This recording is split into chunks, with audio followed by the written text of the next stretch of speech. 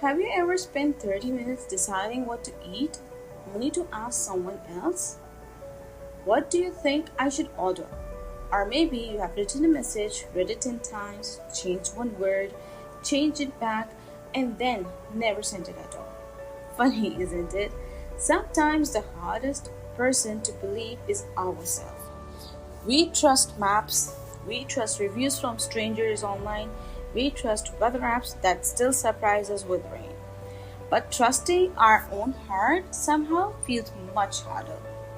Have you ever noticed that little voice in your mind?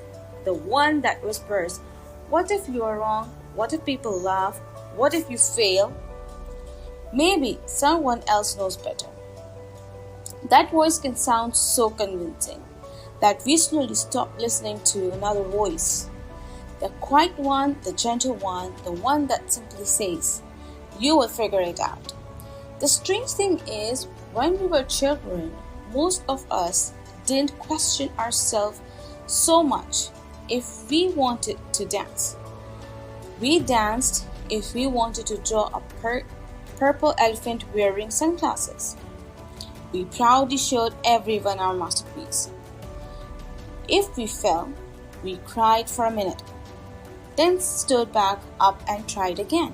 Somewhere along the journey, life becomes louder, opinions become louder, expectations become louder, and our own voice becomes quieter.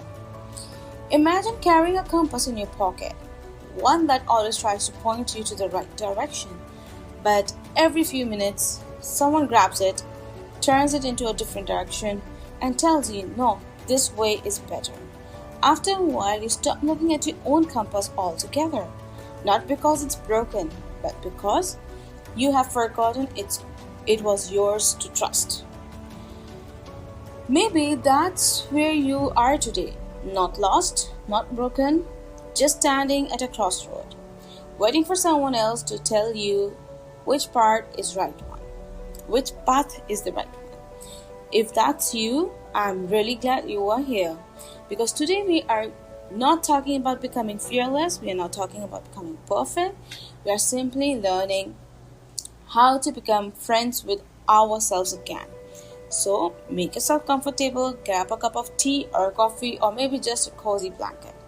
Let's spend a few quiet minutes together and slowly learn how to trust the person who has been with you all along. That is you. Welcome to 5th episode of Little Talks with Lily.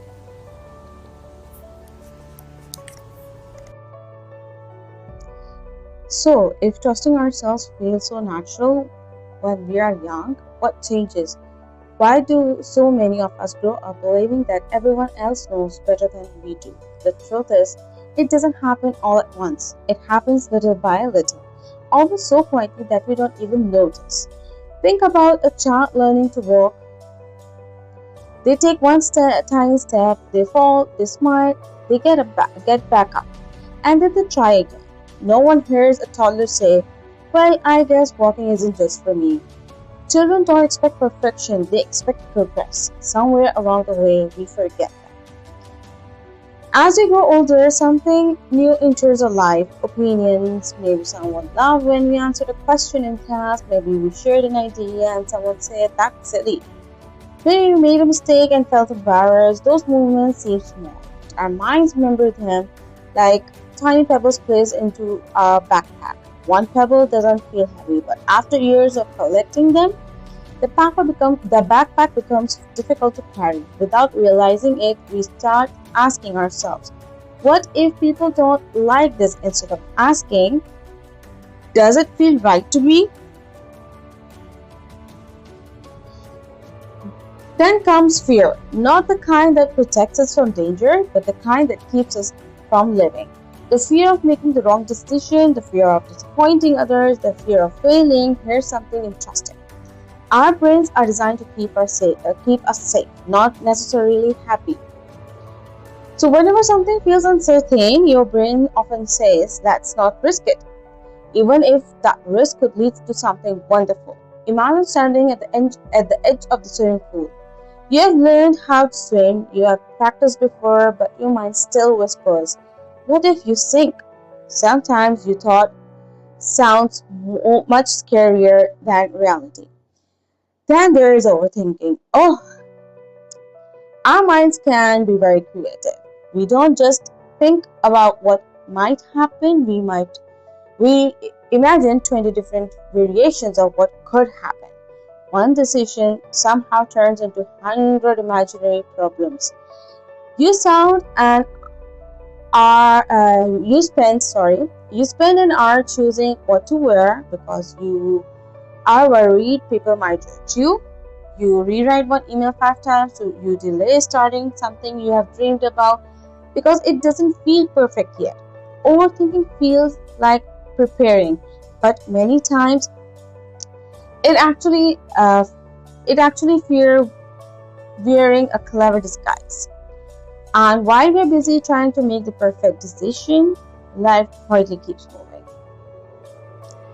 Then there's something many of us know all too well: comparison. These days, it's easier than ever. You open your phone, and within 5 minutes, something is traveling the world. Someone is traveling the world. Someone started a successful business. Someone bought a new house. Someone seems happier, smarter, more confident, more successful. What we forget is that we are comparing our ordinary Tuesday afternoon to someone else's carefully chosen highlighted reel. It's like walking into the middle of a movie, watching the hero win, and believing they never struggled. Every beautiful story has chapters no one else gets to see.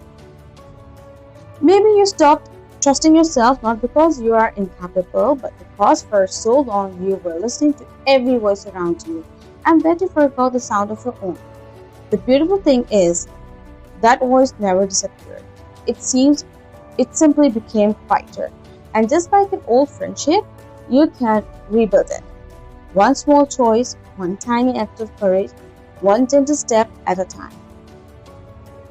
In the next part, let's talk about the quiet voice inside us and the one we often confuse with fear, and how to tell the difference between self-doubt and your true inner wisdom. Have you ever noticed there are two voices inside all of us? One speaks loudly, the other speaks quietly.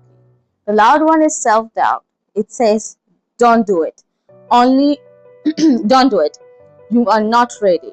What if you fail? What if everyone judges you? It takes endless questions. It asks endless questions. But it never offers peace. Then there's another voice, much quieter. It doesn't shout, it simply whispers. Take one step. You will learn. You have handled difficult things before. That's your intuition. Intuition doesn't promise that everything will be easy. It simply reminds you that you are stronger than fear wants you to believe. The more you listen to fear, the louder it becomes. The more you listen to your inner wisdom, the clearer it becomes. Let me tell you a little story. Imagine a woman who dreamed of growing a beautiful flower garden. Every spring she bought seeds, but she never planted them. She kept thinking, what if they don't grow? What if I choose the wrong flowers? Maybe next year I will know more. Year after year, the seeds stayed safely inside the packet. One day, an elderly neighbor smiled and said, "Seeds are not meant to stay safe. They are meant to be planted." So she planted just one, not 10, just one. Some flowers didn't bloom, some grew beautifully, but something even more important happened. She stopped being afraid of trying. Trust isn't believing everything will go perfectly. It's believing you will keep growing no matter what happens. You don't have to change your whole life overnight. Sometimes trust grows through tiny moments. First, keep small promises to yourself. If you say you will take a 10-minute walk, take it. Every promise you keep tells your mind, I can count on myself. Second, stop waiting to feel completely ready. Most people begin before they feel confident. Confidence usually comes after taking an action. Third, celebrate small wins. Every tiny step matters. Even slow progress is still a progress. Fourth, spend a little less time comparing yourself to others. Your journey has its own timing. Flowers don't bloom on the same day. Yet, every garden becomes beautiful. And finally, speak to yourself kindly. If your best friend made a mistake, you don't call them a failure. Offer yourself that same kindness. Something beautiful happens when you begin trusting yourself. Life doesn't suddenly become perfect. Problems don't disappear. But your relationship with yourself changes. You stop asking everyone else for permission. You stop fearing every mistake.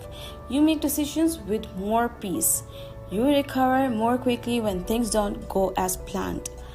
Instead of saying, I hope I don't fail, you begin saying, whatever happens, I will figure it out. And that is one of the most peaceful feelings in the world. Before we finish today, I want you to remember something. You have survived every difficult day you have ever faced, every challenge, every disappointment, every moment when you thought, I don't know if I can do this. And yet, here you are, still learning, still growing, still hoping. Maybe trusting yourself doesn't begin with one big decision. Maybe it begins with one small whisper. I believe in myself just enough to take the next step.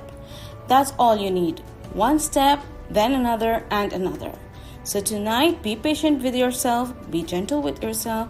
You're not trying to become someone new. You are simply returning to the person you have always been. Thank you for spending this quiet moment with me. Until next time, take care of your heart. And remember, the person you have been waiting to believe in has been with you all along. That is you. So if you like the video, please do share, like, subscribe, and follow for more such videos. Bye.